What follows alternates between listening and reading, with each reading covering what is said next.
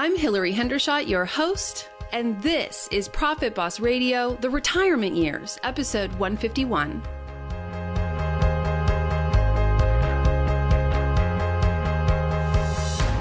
The Retirement Years on Profit Boss Radio is your weekly wealth building and retirement mastermind. Profit Boss is also a movement for women who want to reach their full wealth potential and be financially free.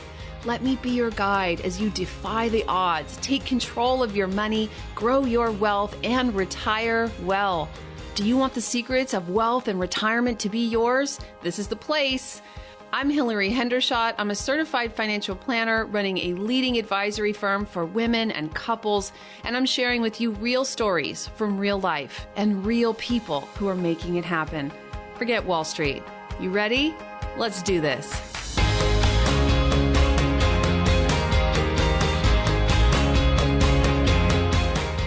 Today's episode of Profit Boss Radio is on a unique topic for us. I've shared with you in the most recent episodes that I've done some very deep soul-searching work this year with myself and my team. In a coached environment, we really looked at what do we see as our purpose as individuals on the planet? What fulfills us? What do we want people to have as a result of us being on the planet?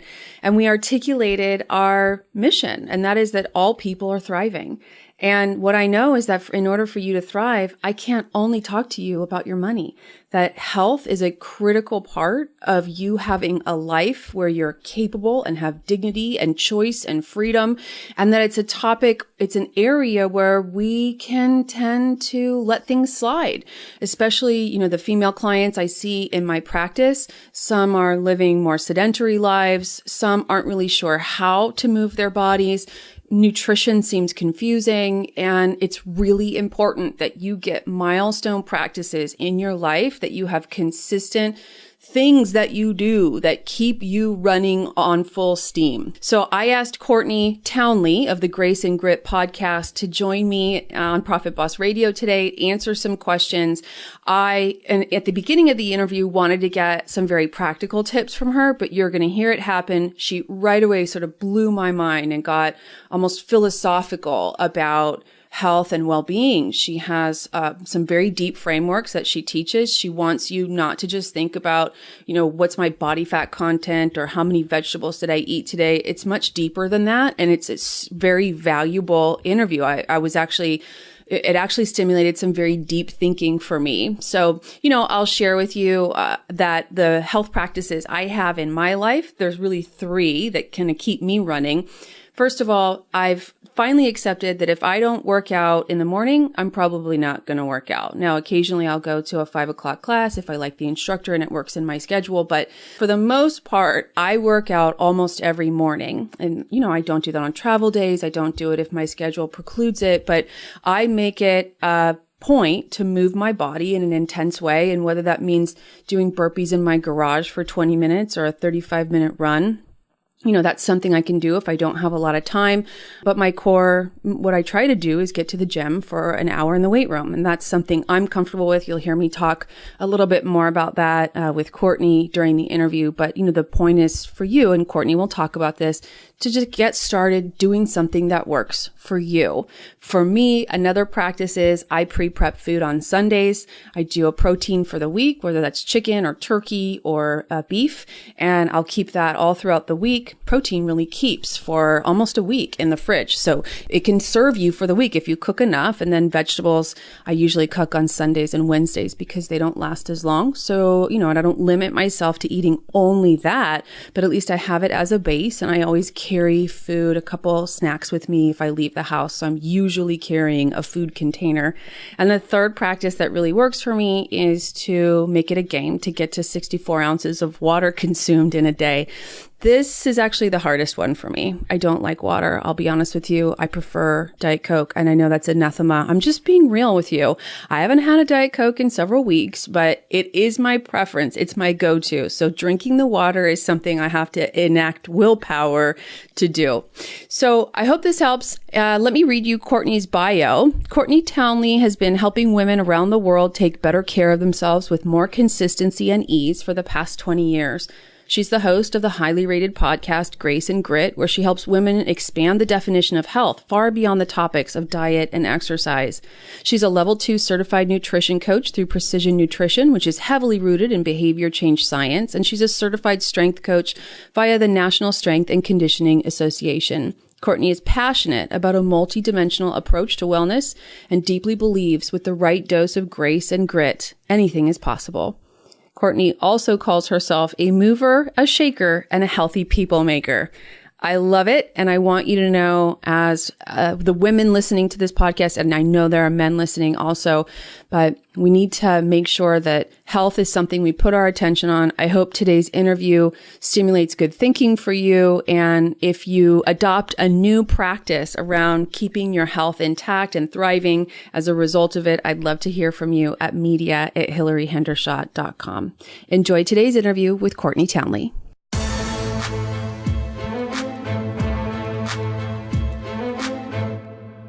Hi, Courtney. Welcome to Profit Boss Radio. Hello, Hillary. It's so good to be here. I'm so excited to finally get to ask you my questions. Courtney, what is actually meant by healthy living? What does it mean to be healthy these days? Oh, it's such a loaded question. Healthy living, I think, means so many things to so many people. And definitely we can look at, blood profiles and hormone panels and those types of sort of Western medicine data, if you will, to quantify healthy living. But my opinion is healthy living is so much bigger than that, right? Healthy living is really taking a look at your total stress load in your life and recognizing that stress comes in many, many forms. It's not just mental stress, which is often how people think of stress, but we have stress coming at us from the way, our diets, from how much or how little we're moving our bodies, how well hydrated we are, definitely how we think about our lives, our relationships, our social connections, environmental factors. So there's a lot of things that are influencing the total stress load of our life. And my opinion is healthy living is our ability to manage the things in our life that are acting as stressors on our life and to really try to minimize that total stress load. Wow. Okay. That's not what I was expecting you to say. So then I sort of have to ask you to define stress. What do you mean by that? Yeah. So stress is anything that basically is going to, influence your body in a chemical way. So we know, right, if we think of food as a stressor, we know that certain foods we consume, sugar, alcohol, processed foods, while I don't want to call them good or bad, they are definitely going to have a response in the human body that is stressful, meaning our body doesn't perceive that thing as a nutrient. And then it has to go through a series of chemical processes to try to protect itself from that thing. And the result of a lot of stress for a lot of people is this term we hear thrown around a lot now called inflammation, right? Inflammation, acute inflammation, is a really healthy thing for our body. When you cut your finger cooking dinner in the kitchen, a natural inflammatory response will ensue to try to heal the wound. The scab. That's the beautiful thing about inflammation. Okay. But when we have chronic inflammation, when we are doing things in our life, like we are consistently only getting maybe 4 to 6 hours of sleep per night, we're consistently eating processed foods. We're consistently taking on really more than we can handle at work. And we don't have a lot of practices in our life to help us manage our emotional stress. All of that starts to add up to a very heavy stress load in the human body, which creates a state of chronic inflammation. And we now know that chronic inflammation is really the precursor to so much disease.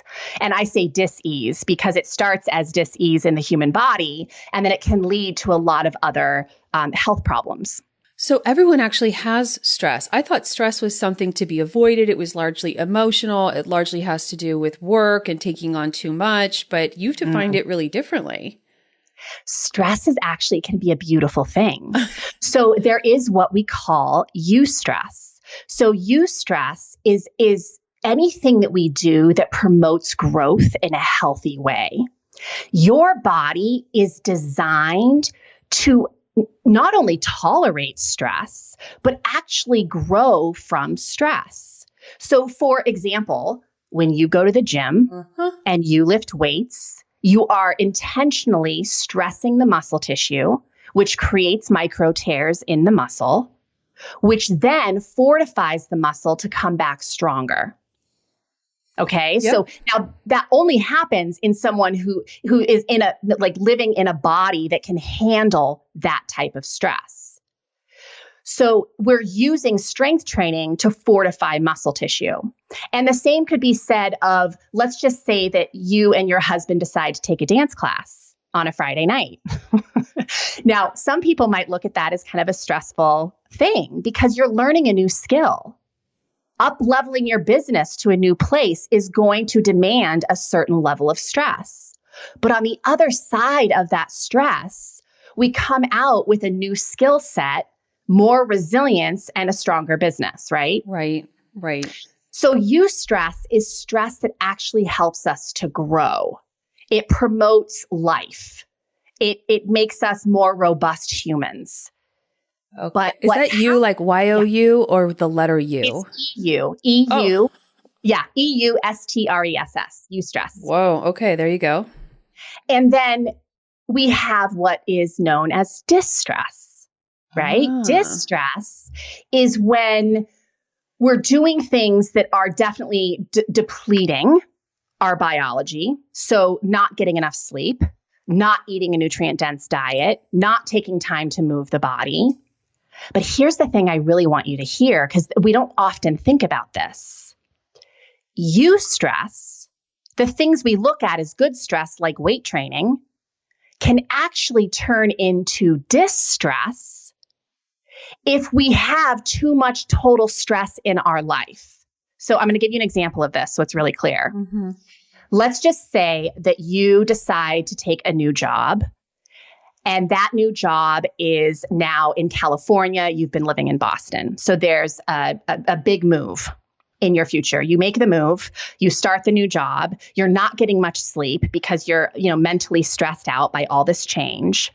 You haven't really been eating well for a while, and you're not really making time to move your body. And then all of a sudden you get a hair across your butt that you're going to get yourself in shape. A hair across your butt? You decide to start running 7 days a week. Now, in a body that is already stressed out because you made this major life transition, which requires a lot of emotional resources. It stresses us out mentally, which definitely creates a chemical response in the human body. We're not eating all that well. We're not sleeping well. But then we somehow think it's a great idea to start overworking our body by running every day. Mm-hmm. Running can be a positive stressor in a body that can handle that kind of stress. But in a body that's already depleted, it can actually become a distressor. Does that make sense? It does. It does. And this is far more nuanced than I thought it was going to be. So, okay. So where do I go from here? So really it's about each person, each woman listening, living a life where she has an art and a practice of managing the stresses that are in her life, being willing to be responsive to that. New stressors can come in, and sometimes stressors could need to go out, but essentially being elegant and graceful about balancing that. Is that approximately right? It is, because here's the truth of it. You could go to the doctor tomorrow and get a blood profile that says, your cholesterol's great and your metabolic processes are working properly. And by on paper, you could look like a very healthy individual. Uh-huh. But let's just say that simultaneously you have no social connections, right? Like you're kind of isolating yourself and you're not really socializing with your community. And you are kind of in a state of depression because of the way you're thinking about your life. To me, that doesn't equate health, because we're looking at physiological health solely and kind of dismissing the mental health piece. Does that make sense?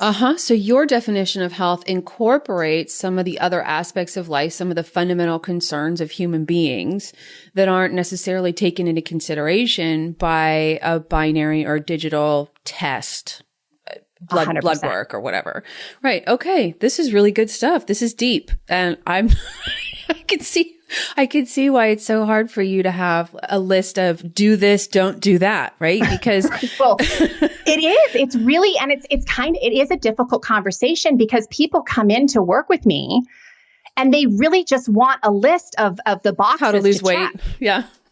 And it's like, well, I'm not living in your body, so I could tell you to do all of these things, but what is the cost to you in relation to the rest of your life? Right. Right? Because my likes are different than your likes. And my total stress load is very different from your total stress load.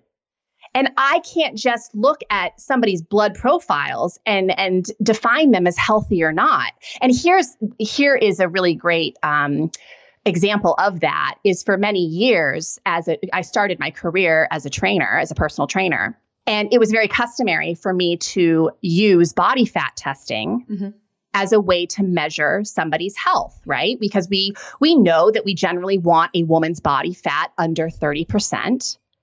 And the leaner a woman got, some people could choose to perceive that that's healthier, the leaner a woman is.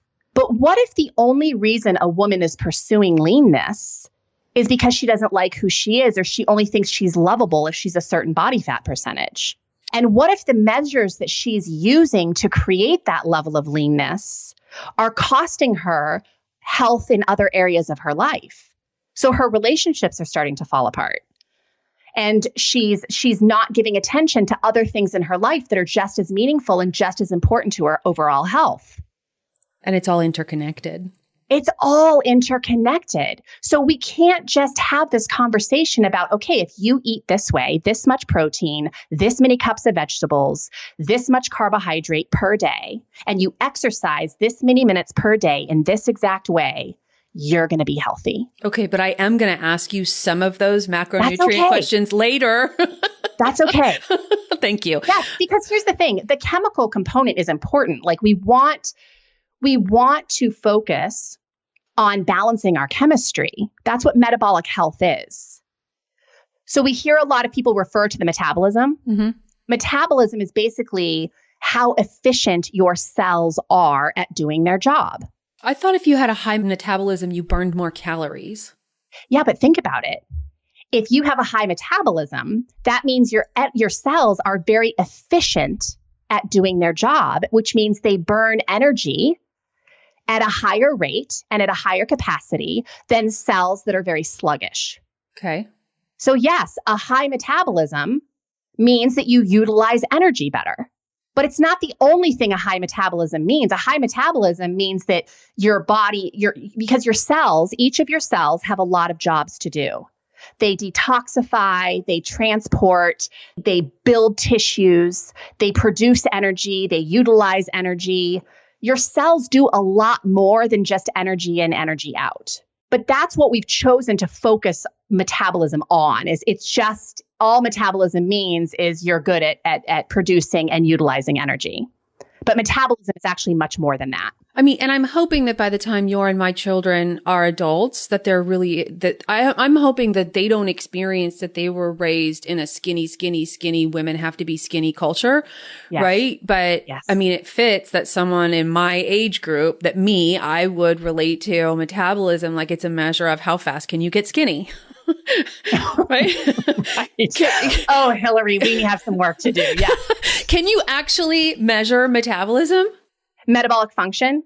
Yes. So when you go every year to get a blood profile, to do your annual exam at your doctor's, most doctors will run like a comprehensive metabolic panel, which it basically tells them, the gist of how well your metabolism is functioning. I will say this as well. A lot of body fat testing these days, so bioelectrical impedance testing is one way of testing body fat.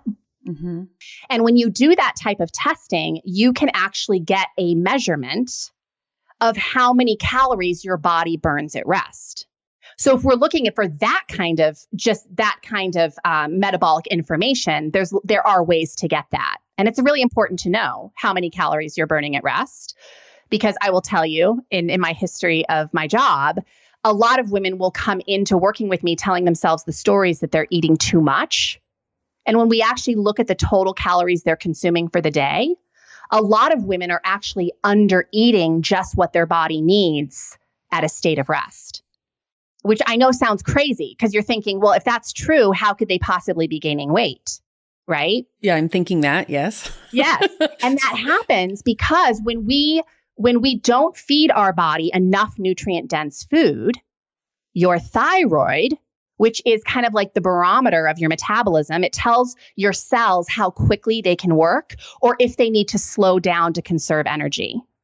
And we don't want our thyroid telling our cells to slow down, because that means we don't think as quickly, we don't have as much energy, we get tired more easily, like nothing really goes well. Yeah, I can't think when I'm hungry.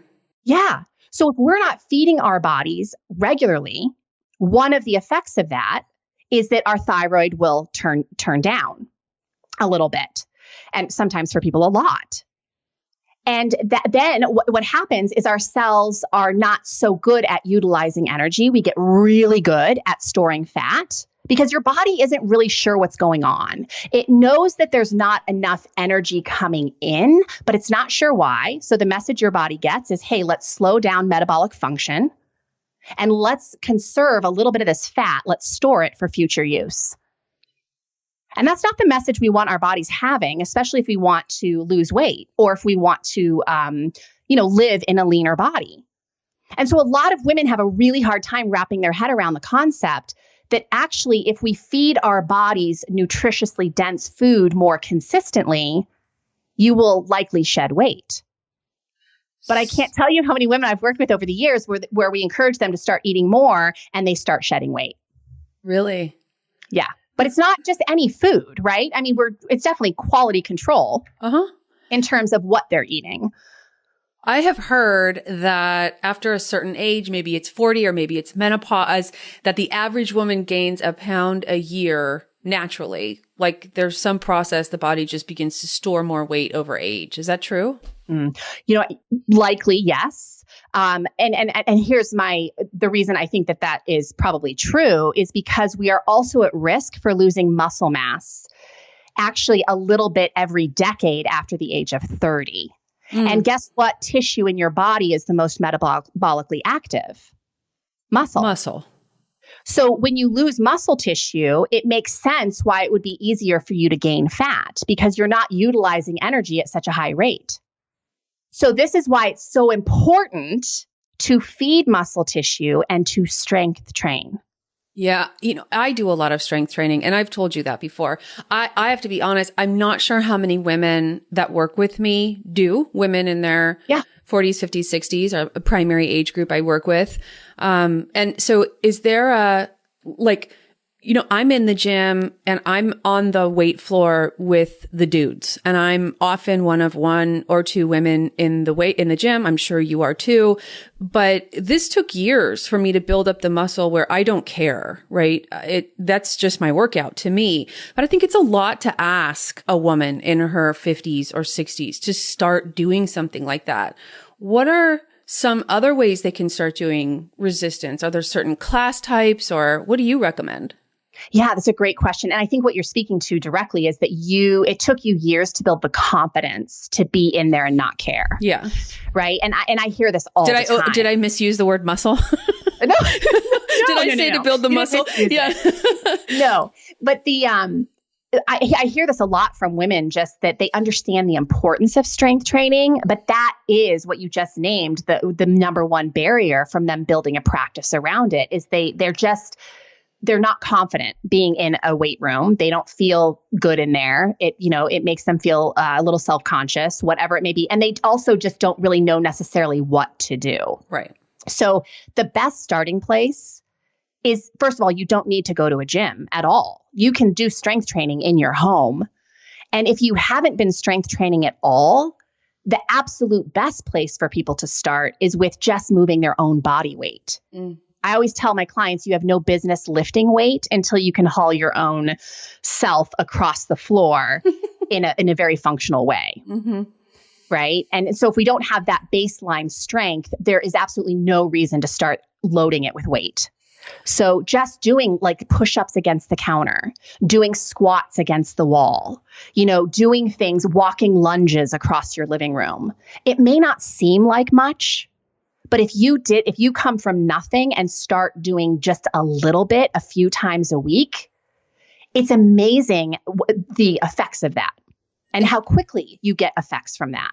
Do you happen to know of a YouTube channel or something, someone who might be publishing videos that women can go look at if they're just starting out? Yeah, I would definitely look at, so Girls Gone Strong is a pretty great resource for women just kind of starting out in the strength training arena. Right. I know that I don't know how like new their videos are, but I know that there's a lot on YouTube that you can find. I'm sure they have a ton. They're evergreen, right? They're what? They're evergreen, right? I mean, yes, they're evergreen. Yeah. Yes. Okay, perfect. Yeah, but they're a great resource. I'm trying to think who else I would think of for beginning strength training. I think that would be a good start, just because I'm really just trying to think of somebody that I know that I trust with like safe mechanics, that it's not too much too fast, and they really have a process for graduating you into more difficult things. So I think that's a really good starting place for people. And what would you say? Start with targeting 3 times a week? Even if that feels lofty, because here's the thing. If I ask a woman, can you commit to strength training 3 times a week this week? And she says yes. My next question is, on a scale from 1 to 10, how confident are you that that's really going to happen? And if she says to me anything less than an 8, 10 being she's absolutely certain it's going to happen, then I'm going to actually lower the bar. And say 2 times a week.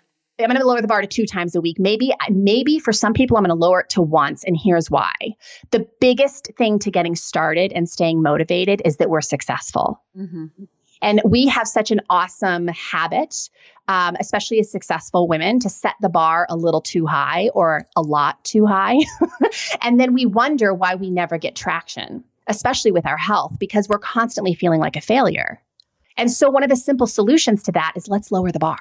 My biggest superpower is that for some reason, even though I never want to go work out, I do it anyway. I never feel like, I'm so motivated to go to that weight room and be around all those dudes and, feel like I might be in their way and pretend like it doesn't matter and, like all that. But I go anyway. And I'm probably like 4 times a week now. So it's going well, but I don't think it gets that much easier because working out hurts.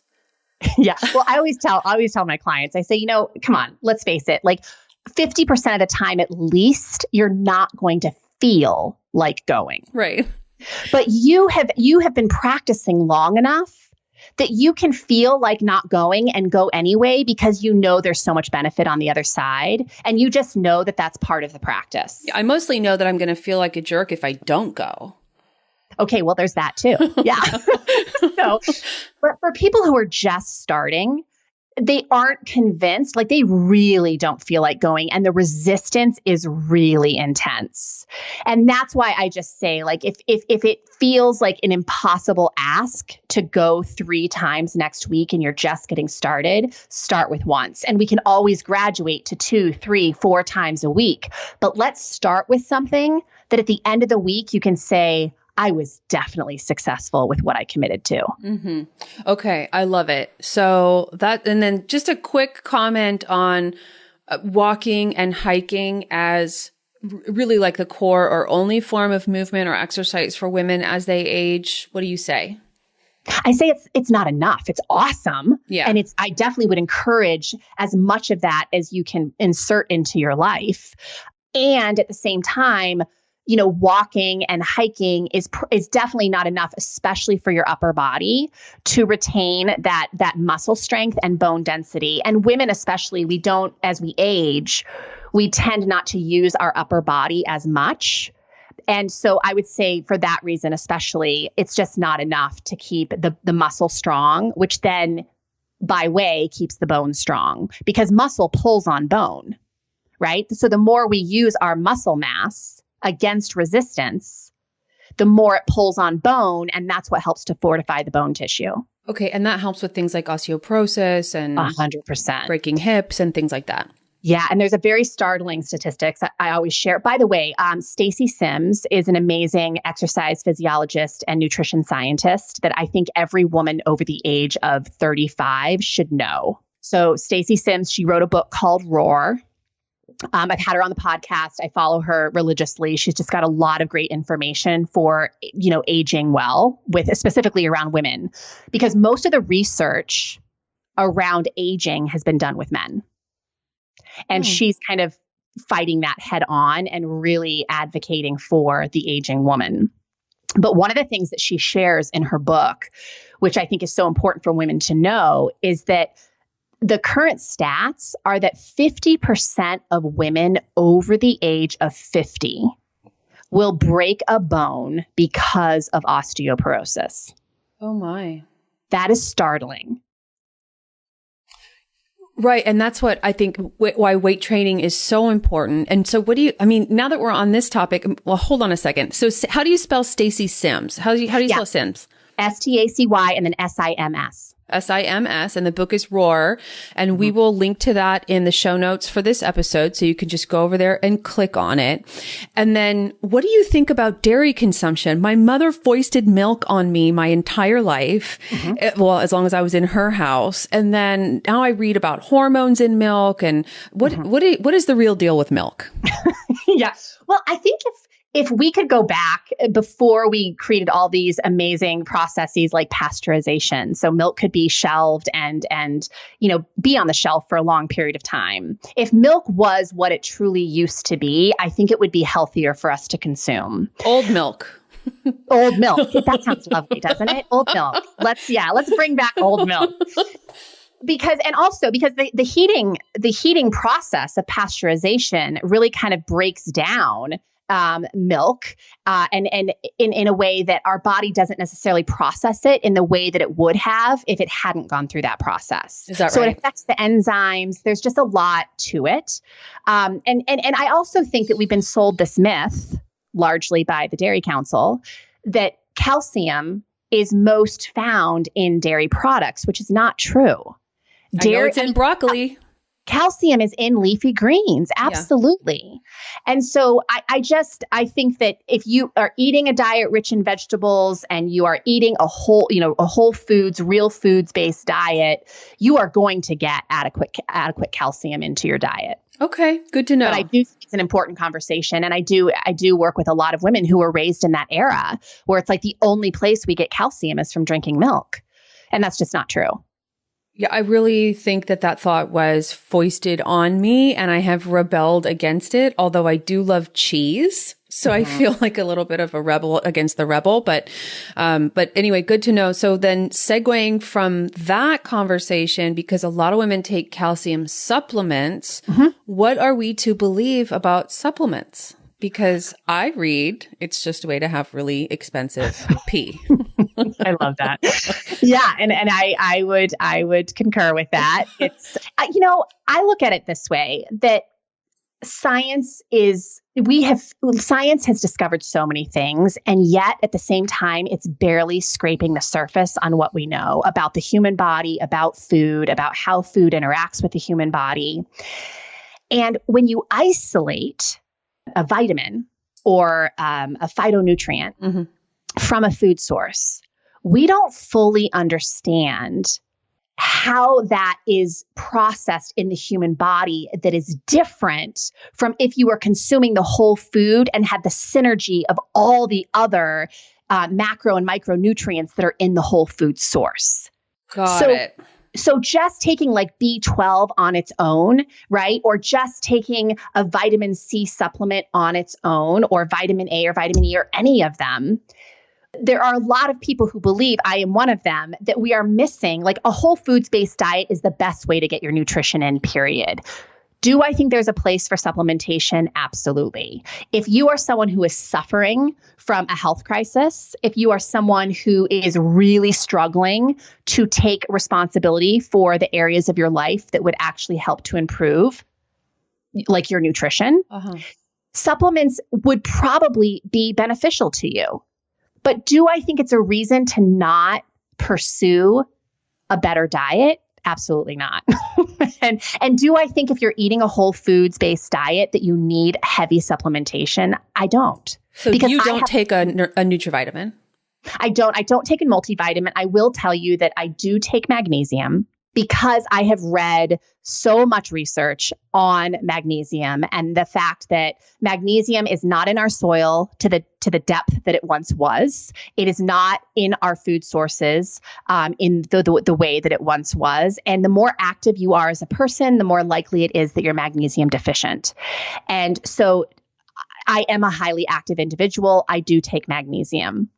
Probiotics I took for a while until it started to get controversial. Like, do probiotics actually provide the benefit that we think they do? It's kind of up in the air. Nobody seems to really know. There's some controversy around that. And so I don't supplement with probiotics right now, but I do eat fermented foods because I know that if I'm consuming fermented foods, that's going to help to restore the good bacteria in my gut. So fermented foods like soy milk. Fermented foods like sauerkraut. Like, oh my gosh, really? I know, right? Like kombucha, not all kombuchas, because some kombuchas are very heavy on the sugar side. So you really have to read ingredients.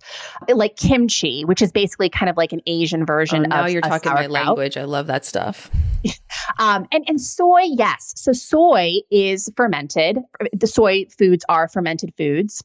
Like we have tempeh, the soybeans, things. Well, the beans themselves aren't fermented, but I would say something like tofu. Tempeh.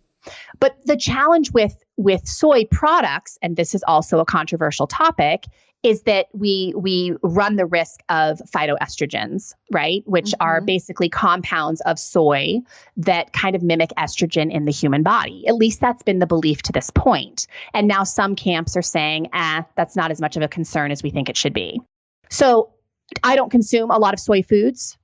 Just personally, I don't necessarily enjoy a lot of soy foods. And so I get my fermented foods elsewhere. So you stick to the sauerkraut, kombucha, and kimchi.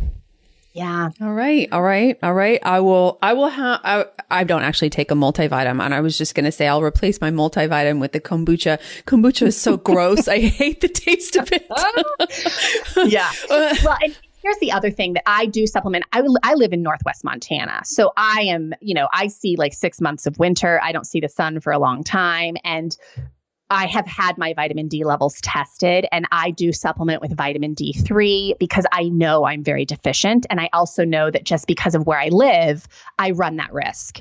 So I do think that if you question things that you want to supplement with, it does, go to your doctor and get tested, go to a naturopath and get tested. So you're not just mindlessly supplementing. Right. Okay. And just so people are clear, when you say a real food diet, you mean fruits, vegetables, and meats, right? Yeah. I mean things that your great-great-great-grandmother would recognize as food. My great-great-grandmother used to bring this ambrosia salad to Christmas, which was marshmallows and sugar and tapioca. I think 3 greats there. Great-grandmother. Yeah. So, and another easy way to think about it, I'm sure a lot of listeners have heard this before, but shopping on the periphery of the grocery store. Yeah. Right. So shopping in the produce aisles and, your meats and your, just around the periphery. Like when you go into the interior of the grocery store is when you start to run risk of getting a lot of processed foods. Okay. And what about oils?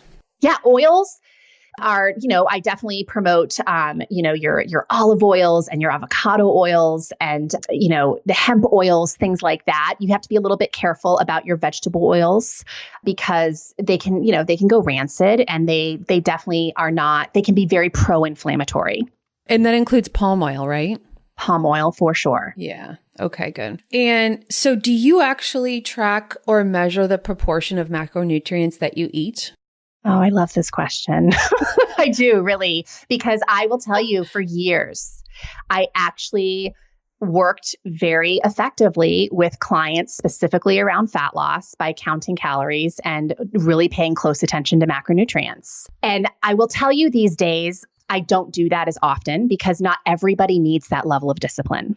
They truly don't. Like for most people that I work with, there are much simpler measures that I can have them engage with that will help them to lose weight initially. Now, does it mean they're never going to have to like look at their calorie load and never kind of look at macronutrients? No, but not everybody needs it out of the gate. Some people never need it. And I personally think for some people who are in a mental position to handle it in a healthy way, it can be such a powerful education about food, to track your food, to understand roughly the amount of energy that's in your food, because you have to remember calorie counting is not a perfect science, not by a long shot, for a lot of reasons. But it does give us a general knowledge of the amount of energy in foods. And I also think it gives people a very powerful education of what does a protein actually look like and how much carbohydrate is in particular foods and how much fat is in certain foods. Like when I had clients do that exercise, they learn a lot. And that education can go a really long way with helping them to take better care of themselves down the road when they're actually not tracking food. Okay, so it sounds like you do count your macronutrients. Personally, I go in waves of it. Yeah. So I will tell you this, like, do I count macros, every day of the year? Definitely not. Okay. But I go through periods where I know that I'm in a space of needing a little bit more discipline. And I know the motives behind my self-tracking macros. And so, yes, on occasion, I will absolutely track my macronutrients to know that I'm actually eating the right balance that works for me of those macronutrients. Yeah. But I won't stay there for long periods of time. I lived my life there for many, many years. And I'm not that degree of disciplined anymore. Yeah. Okay. And so are there any, and this is a little bit off topic. Okay. I mean, I don't want to stay on food forever because for goodness sake, Such a great topic. are there chemicals, cleaning products, anything that absolutely should not be in the home that you see in people's homes on a normal basis? Yeah, this is a great question. I think just kind of like food labels, we need to read labels, right? And anything that sounds like a really intricate lab experiment probably is.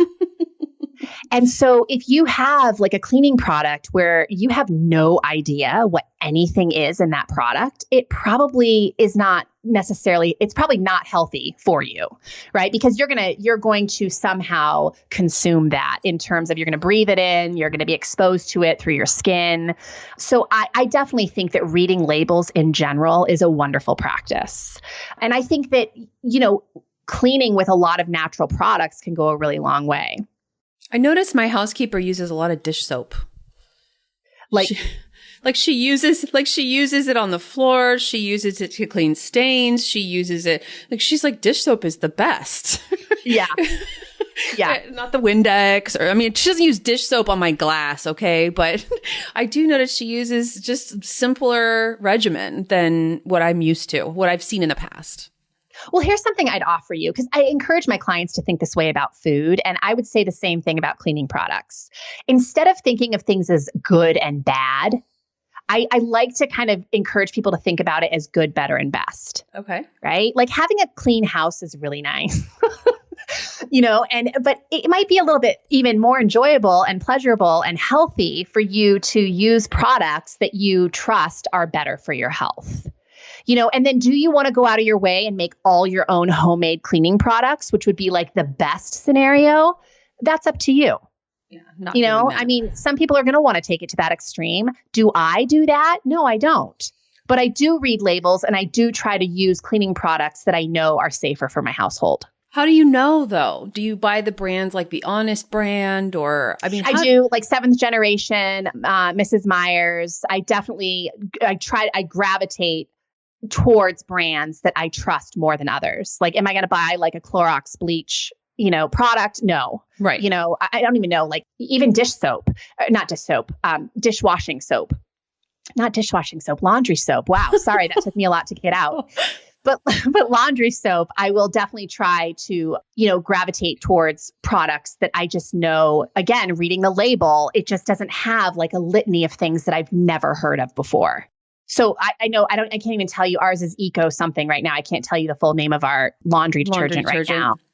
But I do know it's one that like we went through like what was available on the shelf. We did get it at Costco and is it the best option I could probably buy? No. But do I feel like it's better than a lot of the options out there? Absolutely. There you go. Okay. So I'm imagining, and I know you have a long-term coaching program. And now that we've talked about your definition of health and healthy living, I kind of have a sense of why it takes a year for you to work with women. What areas of life do you start with? What's the pathway? In other words, what are your core principles? I sort of want to wrap this up with something actionable so people can get a sense of who you are and also get a sense of where to look in their own life if healthy living and is something that's top of mind right now. Yeah, for sure. So I'll tell you that generally what I teach my clients at the most foundational level is I really encourage them to lean into 4 primary practices. Like, first of all, the practice of awareness.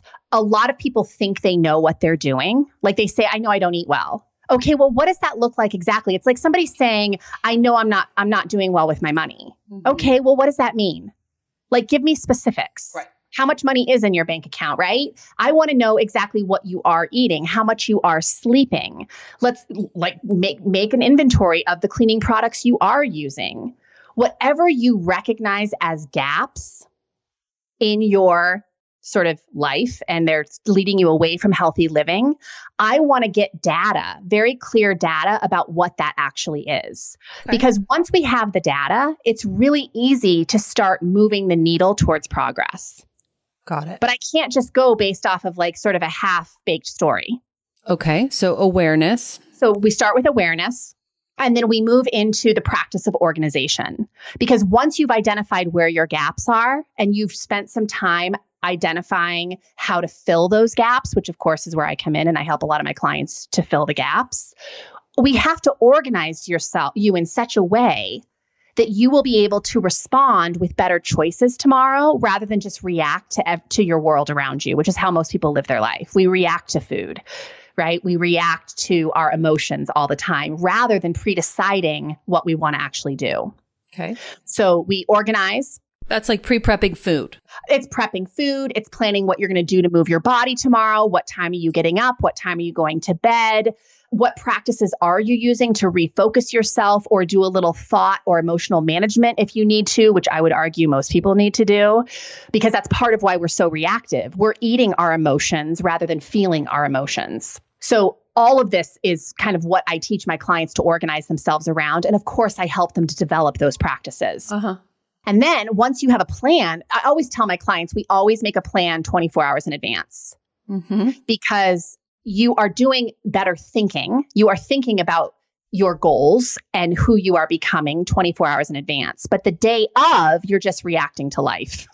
So we want to make sure that you have a response plan, which is that 24-hour plan to live by. So you don't have to worry about what you're doing tomorrow. You have your game plan. And now it's just a matter of following through. So that third practice is that I teach people how to follow through because you know what happens. Women especially are really good at making the plans. They get the nice planner, the color-coded markers and the stickers, and they just go wild with their plan. But then when it's time to actually execute, they negotiate, compromise, and rationalize their way out of the work. And so that is a really heavy piece of what I do, is teaching clients how to manage their mental landscape and manage their emotions so they'll actually show up to do the work they planned for themselves. Now that's really the key. That's the magic right there, right? It is the magic sauce and it is my favorite conversation. So it's really, and for years, I moved from the space where, let me just tell you what to eat and how to move your body, right? And then I got smarter and I realized, hang on a second. I can tell people the what to do.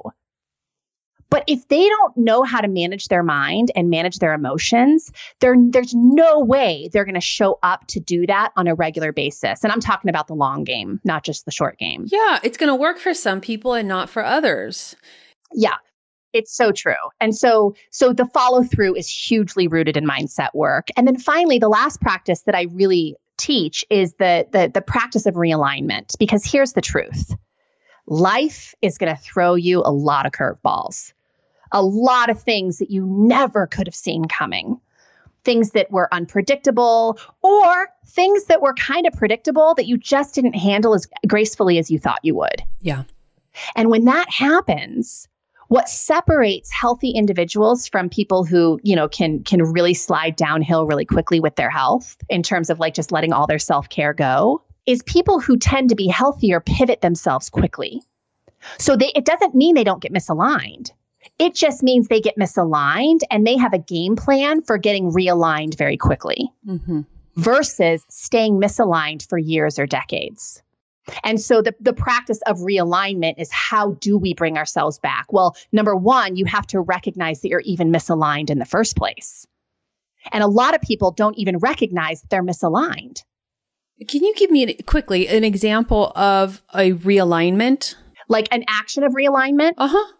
Yeah. So if someone is, let's just say that there's a death in the family, right? And your world kind of gets a little bit discombobulated for a few weeks because you're taking care of the family and your focus is just elsewhere. And it needs to be, right? You're putting yourself more heartily in one area of your life because there's a crisis that happened. There's something big that happened.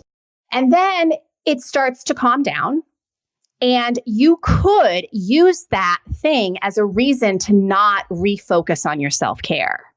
Or you could make the commitment that, you know what, I recognize that I'm exhausted. I haven't been sleeping well. I haven't been eating well. And there's no judgment in that, by the way. It's just recognizing that that's what's been happening. And so I need to bring myself back into alignment with the things that make me feel strong and taken care of, because that's the way I'm going to be best able to show up for my family. And I'll tell you, it's 5 elements. It always comes down to these 5 elements. How well are you managing your mind is always number one, right? Because we do have a choice in how we perceive events in our life. How well are you eating? How well are you sleeping? How well are you hydrated? And are you moving your body? For most people, it's usually a lack of movement, not over movement. But some people do exercise too much, and that can cause a misalignment. Yeah. But here's the truth of it. And this kind of goes back to the original question you Wasn't asked. that 4 though? Mind, eat, sleep, hydrate? Mindset, hydrate, nutrition, movement, sleep. Movement. That's the one I missed. Okay, got Yeah. it. I'm with you. Okay. So at the very beginning of this interview, you asked me, what is healthy living? And healthy living at the end of the day, I feel like it's something that yes, we can quantify, certain elements of healthy living with blood profiles, hormone panels, things of that nature. But at the end of the day, you're the one living in your body. And I truly believe that if people are willing to pause and ask the question, do they really feel in alignment with who they want to be in the world and how they want to be living their life? If you can answer a hearty yes to that, I bet you're pretty damn healthy. Wow. And if you can't answer that question with a really convicted yes, then okay, again, no judgment, but how can we get a little closer to a hearty yes? What needs to change in your life so you can answer that question with a more robust yes? I have a feeling a lot of my listeners are taking stock right now, taking a hard look at things they didn't know they were going to think about when they turned on an episode called Mastering Healthy Living. Courtney, how can people find out more about you? Yeah, they can head on over to my website, graceandgrit.com, and all of my channels and access to the podcast and all of those things are there. So awesome. And obviously, of course, we'll link to your website and your podcast in the show notes for today's episode. Thank you so much for your time, Courtney. I loved it. I hope everyone found it as useful as I did. Awesome. I'm so glad. Thank you so much for having me. I have so much respect for you, Hillary, and it's awesome to see what you're doing in the world. Thank you very much. Welcome to today's Money Wise segment, designed to keep you informed with the things you need to know to be on top of your finances and to make you smarter than your neighbor. Today, we're talking about the things you need to know about how to make sure you maximize tax-deferred contributions in tax year 2019. You may be surprised to know that while contributions to 401ks or 403bs do need to be made by the end of the day, December 31st, 2019, in order to qualify for 2019, you can actually delay making contributions to IRAs and Roth IRAs until you file your tax return in 2020. You can simply walk into your bank or brokerage, hand them a check, and say, this is earmarked for tax year 2019. You do need to make sure if you're contributing to a Roth IRA or a regular IRA, though, that you meet the qualifications to contribute to those accounts, because if you contribute and you weren't supposed to, it's going to be complicated to unwind those contributions. Definitely use the Google monster and make sure that your income qualifies you to contribute. Hey, Profit Boss. If after listening to today's episode, you think you might be ready to take meaningful actions with your wealth and perhaps consider working with me and my firm in some way, then I'd love to hear from you. Just go to hillaryhendershot.com/hello. That's Hillary with one L and Hendershot with two T's.com/hello. When I'm not sitting behind the mic, I'm running Hendershot Wealth Management. We're a fee-only fiduciary financial advisory firm. We work with women and couples to take their finances to the next level. Everything I talk about here on the show gets personalized and put to work for my clients. So I ask you, why wait till tomorrow when you can start realizing your full wealth potential today? The life you want to live, it doesn't have to wait. Just imagine the freedom and joy you'll experience when you've secured your retirement and enjoyed the years leading up to it. That's what I want for you. That's what I do for my clients. And if that's what you want for yourself, just head on over to my website right now, hillaryhendershot.com/hello. All of our initial conversations are totally complimentary. So let's just see where a friendly conversation may lead. hillaryhendershot.com/hello.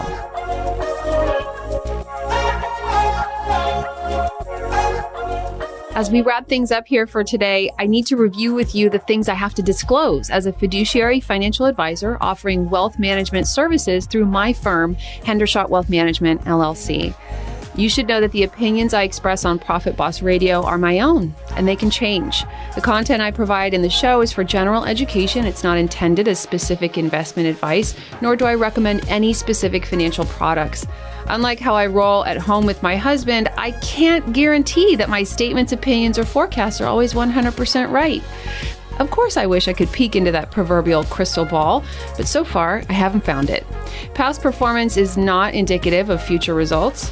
I talk a lot about indexes, and I want you to know you can't actually buy an index because, of course, when you take a list of companies and create a product that allows people to invest in those companies, there are fees and expenses involved that reduce returns. Remember, all investing involves risk, which, as you know, means you could lose your money. And I have to tell you that there is no guarantee that any investment plan or strategy will be successful. And that should keep my lawyers happy. Have a great day.